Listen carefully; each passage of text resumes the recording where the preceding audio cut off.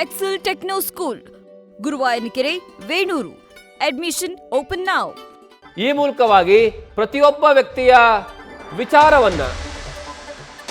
ಅವರ ವಿಚಾರವನ್ನ ತಮ್ಮತ್ತ ಸೆಳೆಯುವಂತಹ ಕೆಲಸವನ್ನ ಮಾಡ್ತಾ ಇದ್ದಾರೆ.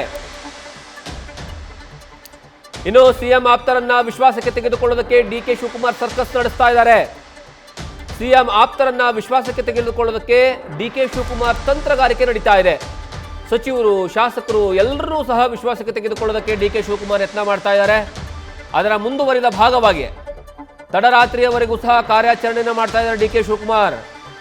ಒಂದು ನೇರವಾಗಿ ಇಲ್ವೇ ಅವರ ಆಪ್ತರ ಮೂಲಕವಾಗಿ ಕಾರ್ಯಾಚರಣೆ ನಡೆಸ್ತಾ ಇದ್ದಾರೆ. ಸಿಎಂ ಗಾದಿಗೆ ಸಹಕರಿಸುವಂತೆ ಮನವಿಯನ್ನ ಮಾಡಿಕೊಳ್ತಾ ಇದ್ದಾರೆ. ನಾನು ಆವಾಗಲೇ ಹೇಳ್ತಾ ಇದ್ದೆ, ಪ್ರತಿಯೊಬ್ಬರನ್ನು ಸಹ ಟಚ್ ಮಾಡುವಂತಹ ಕೆಲಸ ಮಾಡ್ತಾ ಇದ್ದಾರೆ. ಅವರು ಯಾವುದೇ ಬಣ ಇರಲಿ, ತಟಸ್ಥ ಬಣ ಇರಲಿ ಅಥವಾ ಅಂದರೆ ಸಿಎಂ ಸಿದ್ದರಾಮಯ್ಯ ಪರವಾಗಿರ್ತಕ್ಕಂತಹ ಬಣ ಇರಲಿ, ಯಾವುದೇ ಬಣ ಇದ್ರೂ ಆ ನಾಯಕರನ್ನ ಹೋಗಿ ಭೇಟಿಯನ್ನ ಮಾಡ್ತಾ ಇದ್ದಾರೆ. ಒಂದು ನೇರವಾಗಿ ಭೇಟಿಯನ್ನ ಮಾಡ್ತಿದ್ದಾರೆ. ಇಲ್ವಾ ಆದ್ರೆ ಅವರಿಗೆ ಯಾರು ಆಪ್ತರಿರ್ತಾರಲ್ಲ, ಅಂದ್ರೆ ಆ ಸಚಿವರಿಗೋ ಅಥವಾ ಶಾಸಕರಿಗೆ ಯಾರು ಆಪ್ತರಿರ್ತಾರಲ್ಲ, ಅವರ ಮೂಲಕವಾಗಿ ಅವರನ್ನ ಗಾಳ ಹಾಕುವಂತಹ ಕೆಲಸವನ್ನ ಮಾಡ್ತಾ ಇದ್ದಾರೆ. ಅದು ಸಕ್ಸಸ್ ಆಗುತ್ತೆ ಇಲ್ವಾ ಅನ್ನುವಂತಹ ಪ್ರಶ್ನೆ ತದನಂತರ, ಆದ್ರೆ ಪ್ರತಿಯೊಬ್ಬರನ್ನು ಸಹ ರೀಚ್ ಆಗುವಂತಹ ಕೆಲಸವನ್ನ ಮಾಡ್ತಾ ಇದ್ದಾರಲ್ಲ, ಇದು ಬಹಳಷ್ಟು ಇಂಪಾರ್ಟೆಂಟ್ ತಂತ್ರಗಾರಿಕೆ. ಇನ್ನು ಈ ಬಗ್ಗೆ ಹೆಚ್ಚಿನ ಮಾಹಿತಿಯನ್ನು ನಮ್ಮ ಪ್ರತಿನಿಧಿ ಹರೀಶ್ ಕೊಡ್ತಾರೆ. ಹರೀಶ್, ಈಗಾಗಲೇ ಡಿಕೆ ಶಿವಕುಮಾರ್ ಅವರ ತಂತ್ರಗಾರಿಕೆ ವಿಚಾರದಲ್ಲಿ ಪ್ರಶ್ನೆನೇ ಇಲ್ಲ. ಒಂದು ಪಕ್ಷ ಅಧಿಕಾರ ತರೋದ್ರಲ್ಲಿ ಎಕ್ಸ್ಟ್ರೀಮ್ ಆಗಿರೋ ಕೆಲಸವನ್ನ ಮಾಡಿ ಅದರಲ್ಲಿ ಸಕ್ಸಸ್ ಆದ್ರು. ಈಗ ತಮ್ಮದೇ ಸಿಎಂ ಸ್ಥಾನದ ವಿಚಾರವಾಗಿ ಬಂದಂತಹ ಸಂದರ್ಭದಲ್ಲಿ ಈಗಲೂ ಸಹ ಪ್ರತಿಯೊಬ್ಬ ನಾಯಕರನ್ನ ಭೇಟಿ ಮಾಡುವಂತಹ ಕೆಲಸವನ್ನ ಮಾಡ್ತಾ ಇದ್ದಾರೆ. ಅವರು ಯಾವುದೇ ಬಣ ಇರಲಿ, ಸಿಎಂ ಬಣ ಇದ್ರೂ ಪರವಾಗಿಲ್ಲ, ತಟಸ್ಥ ಬಣ ಇದ್ರೂ ಪರವಾಗಿಲ್ಲ, ಅಥವಾ ಶಾಸಕರ ಬೆಂಬಲವನ್ನು ಪಡೆಯುವುದು ಮತ್ತೆ ಸಚಿವರ ಬೆಂಬಲವನ್ನು ಪಡೆಯುವಂತಹ ಕೆಲಸವನ್ನ ಮಾಡ್ತಿದ್ದಾರೆ. ಅದರ ಮುಂದುವರಿದ ಭಾಗವಾಗಿ ಬಹಳಷ್ಟು ನಾಯಕರನ್ನ ಭೇಟಿ ಮಾಡ್ತಾ ಇದ್ದಾರೆ. ಏನಿದ್ರ ಸ್ಟ್ರಾಟಜಿ ಅಂತ? ಜಗದೀಶ್, ಬಹಳ ಮುಖ್ಯವಾಗಿರುವಂತದ್ದು ರಾಜ್ಯ ಕಾಂಗ್ರೆಸ್ನಲ್ಲಿನ ವಿದ್ಯಮಾನ ದಿನೇ ದಿನೇ ರೋಚಕ ಘಟ್ಟವನ್ನು ತಲುಪುತ್ತಿದೆ. ಒಂದ್ ಕಡೆ ಸಿಎಂ ಗಾದಿಗೆ ಸಂಬಂಧಪಟ್ಟಂಗೆ ಡಿಸಿಎಂ ಡಿಕೆ ಶಿವಕುಮಾರ್ ಅವರು ತನ್ನದೇ ಆದ ಪಟ್ಟುಗಳನ್ನು ಪ್ರಯೋಗ ಮಾಡ್ತಿದ್ದಾರೆ. ಮಗದೊಂದು ಕಡೆ ಸಿಎಂ ಸಿದ್ದರಾಮಯ್ಯ ಅವರು ಹೈಕಮಾಂಡ್ ಮಧ್ಯಪ್ರವೇಶ ಮಾಡಲಿ ಅನ್ನುವಂತಹ ಒತ್ತಾಯವನ್ನು ಕೂಡ ಮಾಡ್ತಾ ಇದ್ದಾರೆ. ಇದೆಲ್ಲದರ ನಡುವೆ ಡಿಸಿಎಂ ಡಿಕೆ ಶಿವಕುಮಾರ್ ಅವರು ಶತಾಯಗತೆಯ ನವೆಂಬರ್ ತಿಂಗಳಲ್ಲಿ ಸಿಎಂ ಗಾದಿಯನ್ನು ಅಲಂಕರಿಸಬೇಕು ಅನ್ನುವಂತ ನಿಟ್ಟಿನಲ್ಲಿ ಒಂದಷ್ಟು ತಂತ್ರಗಾರಿಕೆಯನ್ನು ರೂಪಿಸ್ತಾ ಇದ್ರು. ಸೊ ಹಾಗಾಗಿ ಈಗ ಸಿಎಂ ಆಪ್ತ ಬಳಗದ ಸಚಿವರು, ಶಾಸಕರ ಮೇಲೆ ಕಣ್ಣನ್ನು ಇಟ್ಟಿರುವಂತಹ ಡಿಕೆ ಶಿವಕುಮಾರ್ ಅವರು ನೇರವಾಗಿ ಇಲ್ಲವೇ ಆಪ್ತರ ಮೂಲಕ ಅವರನ್ನು ಸಂಪರ್ಕಿಸುವಂತ ಒಂದು ಪ್ರಯತ್ನ ಮಾಡ್ತಿದ್ದಾರೆ ಅನ್ನುವಂತ ಮಾಹಿತಿ ಲಭ್ಯ ಆಗ್ತಿದೆ. ಅದರ ಮುಂದುವರಿದ ಭಾಗವಾಗಿ ರಾತ್ರಿ ಅಷ್ಟೇ ಕೂಡ ಸಚಿವ ಸತೀಶ್ ಜಾರಕಿಹೊಳಿ ಅವರ ಜೊತೆ ಮಾತುಕತೆ ನಡೆಸಿರುವಂತದ್ದು ಕೂಡ ಅದರ ಮುಂದುವರಿದ ಭಾಗ ಅನ್ನುವಂತ ಮಾತುಗಳು ಕೂಡ ಕೇಳಿ ಬರ್ತಾ ಇರುವಂತದ್ದು. ಈಗಾಗಲೇ ಹಲವು ಸಂದರ್ಭಗಳಲ್ಲಿ ಸತೀಶ್ ಜಾರಕಿಹೊಳಿ ಅವರು ಸಿದ್ದರಾಮಯ್ಯ ಅವರು 5 ವರ್ಷಗಳ ಕಾಲ ಸಿಎಂ ಆಗಿ ಮುಂದುವರಿಬೇಕು ಅನ್ನುವಂತಹ ಪಟ್ಟನ್ನು ಹಿಡಿದಿದ್ದಾರೆ.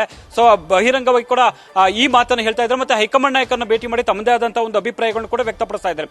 ಅದೆಲ್ಲದರ ಜೊತೆಗೆ ಕೆಪಿಸಿಸಿ ಅಧ್ಯಕ್ಷ ಸ್ಥಾನದ ಮೇಲೆ ಸಹಜವಾಗಿ ಕಣ್ಣನ್ನು ಇಟ್ಟಿರುವಂತದ್ದು ಸತೀಶ್ ಜಾರಕಿಹೊಳಿ ಅವರು. ಹಾಗಾಗಿ ಡಿಸಿಎಂ ಡಿಕೆ ಶಿವಕುಮಾರ್ ಅವರು ತನ್ನ ಸಿಎಂ ಗಾದಿಗೆ ಯಾರೆಲ್ಲ ಅಡ್ಗಾಲಾಗಿದ್ದಾರೆ ಅಥವಾ ಯಾರು ಅಪಸ್ವರ ಇರ್ತಾರೆ ಅವ್ರ ಜೊತೆ ಮಾತುಕತೆ ನಡೆಸುವಂತ ನಿಟ್ಟಿನಲ್ಲಿ ಕೂಡ ಡಿಸಿಎಂ ಡಿಕೆ ಶಿವಕುಮಾರ್ ಅವರು ಮುಂದಾಗಿದ್ದಾರೆ ಅನ್ನುವಂತ ಮಾಹಿತಿ ಲಭ್ಯ ಆಗ್ತಿದೆ. ಹಾಗಾಗಿ ಸತೀಶ್ ಜಾರಕಿಹೊಳಿ ಅವರ ಜೊತೆ ಚರ್ಚೆ ನಡೆಸಿದ್ದಾರೆ ಅನ್ನುವಂಥದ್ದು ಕೂಡ. ಅದೆಲ್ಲದಕ್ಕಿಂತಲೂ ಯಾವೆಲ್ಲ ಸಿಎಂ ಆಪ್ತ ಬಳಗದಲ್ಲಿದ್ದಾರೆ ಅವ್ರ ಜೊತೆ ನೇರವಾಗಿ ಮಾತನಾಡ್ತಕ್ಕಂಥ ಒಂದು ಪ್ರಯತ್ನ ಮಾಡ್ತಿದ್ದಾರೆ ಅನ್ನುವಂಥದ್ದು ಕೂಡ ಗೊತ್ತಾಗ್ತಿದೆ. ಅದಷ್ಟೆಲ್ಲ ತಟಸ್ಥ ಬಣದಲ್ಲಿ ಗುರುತಿಸಿಕೊಂಡಿರುವಂತಹ ಸಚಿವರ, ಶಾಸಕರ ಜೊತೆ ಕೂಡ ನೇರವಾಗಿ ಮಾತುಕತೆ ನಡೆಸುವಂತ ಒಂದು ಪ್ರಯತ್ನ ಡಿಸಿಎಂ ಡಿಕೆ ಶಿವಕುಮಾರ್ ಅವರಿಂದ ಆಗ್ತಿದೆ ಅನ್ನುವಂಥ ಮಾತುಗಳು ಕೂಡ ಕೇಳಿ ಬರ್ತಾ ಇರುವಂತದ್ದು. ಇವೆಲ್ಲವೂ ಕೂಡ ಒಂದು ತಂತ್ರಗಾರಿಕೆ ಭಾಗ ಆಗಿರುವಂತದ್ದು, ಸಿಎಂ ಗಾದಿಯನ್ನ ಅಲಂಕರಿಸುವ ಲೆಕ್ಕಾಚಾರದ ಭಾಗದಲ್ಲಿ ಅನ್ನುವಂತ ಮಾತುಗಳು ಕೇಳಿ ಬರ್ತಾ ಇರುವಂತದ್ದು. ಜಗದೀಶ್, ಇನ್ನು ಇದೆಲ್ಲದರ ಮಧ್ಯೆ ಸತೀಶ್ ಜಾರಕಿಹೊಳಿ ಅವರು ಸುದ್ದಿಗೋಷ್ಠಿಯನ್ನ ಮಾಡ್ತಾರೆ ಅನ್ನುವಂತಹ ವಿಚಾರ ಗೊತ್ತಾಗ್ತಾ ಇದೆ. ಹಾಗಾದ್ರೆ ಡಿಸಿಎಂ ಡಿಕೆ ಶಿವಕುಮಾರ್ ಮತ್ತೆ ಸತೀಶ್ ಜಾರಕಿಹೊಳಿ ಭೇಟಿಯ ವಿಚಾರ ಚರ್ಚೆ ಇರುತ್ತಾ ಅಥವಾ ಸುದ್ದಿಗೋಷ್ಠಿಯಲ್ಲಿ ಹೇಳ್ತಾರಾ ಅಥವಾ ಯಾವ ವಿಚಾರದ ಬಗ್ಗೆ ಸುದ್ದಿಗೋಷ್ಠಿ ಕರೆದಿರಬಹುದು ಹರೀಶ್? ಸತೀಶ್ ಜಾರಕಿಹೊಳಿ ಅವರು ಸಹಜವಾಗಿ ಕೂಡ ಈ ಒಂದು ವಿಚಾರಕ್ಕೆ ಸಂಬಂಧಪಟ್ಟಂಗೆ ಪ್ರತಿ ಸಂದರ್ಭದಲ್ಲೂ ಕೂಡ ಸ್ಪಷ್ಟನೆ ಕೊಡ್ತಕ್ಕಂಥ ಒಂದು ಪ್ರಯತ್ನ ಮಾಡಿದ್ದಾರೆ. ಈ ವಿಚಾರಕ್ಕೆ ಸಂಬಂಧಪಟ್ಟಂಗೆ ಅವರು ಕೂಡ ಕೆಲವೇ ಹೊತ್ತಿನಲ್ಲೇ ಮಾತನಾಡ್ತಾರೆ ಅನ್ನುವಂಥದ್ದು ಕೂಡ ಗೊತ್ತಾಗ್ತಿದೆ. ಹಾಗಾಗಿ ಏನೆಲ್ಲ ಚರ್ಚೆ ಆಗಿದೆ, ಏನೆಲ್ಲ ಬೆಳವಣಿಗೆಗಳಾಗಿದೆ, ಮತ್ತೆ ಈ ಸಿಎಂ ಗಾದಿ ವಿಚಾರವಾಗಿ ಏನೆಲ್ಲ ಕಾಂಗ್ರೆಸ್ನಲ್ಲಿ ಆಗ್ತಿದೆ ಅನ್ನುವಂಥ ವಿಚಾರಕ್ಕೆ ಸಂಬಂಧಪಟ್ಟಂಗೆ ಒಂದಷ್ಟು ಗೊಂದಲಗಳು ಕೂಡ ಈಗ ನಿರ್ಮಾಣ ಆಗಿದೆ. ಇದೆಲ್ಲದಕ್ಕೆ ಸಂಬಂಧಪಟ್ಟಂಗೆ ಅವರು ಸ್ಪಷ್ಟವಾಗಿ ಕೂಡ ತಮ್ಮ ಹೇಳಿಕೆಯನ್ನು ಕೊಡ್ತಾರೆ ಅನ್ನುವಂಥದ್ದು ಕೂಡ ಈಗ ಗೊತ್ತಾಗ್ತಿದೆ. ಜಗದೀಶ್, ಥ್ಯಾಂಕ್ ಯು ಹರೀಶ್ ನಿಮ್ಮೆಲ್ಲ ಮಾಹಿತಿಗಾಗಿ. ಒಂದು ಕಡೆಗೆ ಡಿಕೆ ಶಿವಕುಮಾರ್ ಮತ್ತು ಸತೀಶ್ ಜಾರಕಿಹೊಳಿ ಅವರು ಭೇಟಿಯಾಗಿರುವಂತಹ ವಿಚಾರಕ್ಕೆ ಸಂಬಂಧಪಟ್ಟ ಹಾಗೆ ಬಹಳಷ್ಟು ಜನ ಸೀನಿಯರ್ಸ್ ಲೀಡರ್ಸ್ಗಳು ಯಾರೆಲ್ಲ ಇದ್ದಾರೆ ಅವರೆಲ್ಲರನ್ನೂ ಸಹ ಭೇಟಿ ಮಾಡಿ ಅವರ ಬೆಂಬಲವನ್ನ ಕೇಳುವಂತಹ ಕೆಲಸವನ್ನ ಡಿಕೆ ಶಿವಕುಮಾರ್ ಅವರು ಮಾಡ್ತಿದ್ದಾರೆ.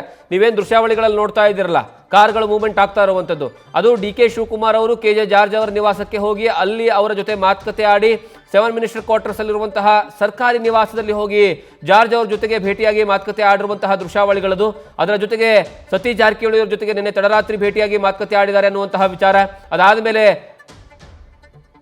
ಜಮೀರ್ ಅಹಮದ್ ಖಾನ್ ಅವ್ರನ್ನ ಮನೆಗೆ ಕರೆಸ್ಕೊಂಡೇನೆಂದ್ರೆ ಅಲ್ಲಿ ಮಾತನಾಡುವಂತಹ ಕೆಲಸವನ್ನ ಮಾಡಿದ್ದಾರೆ.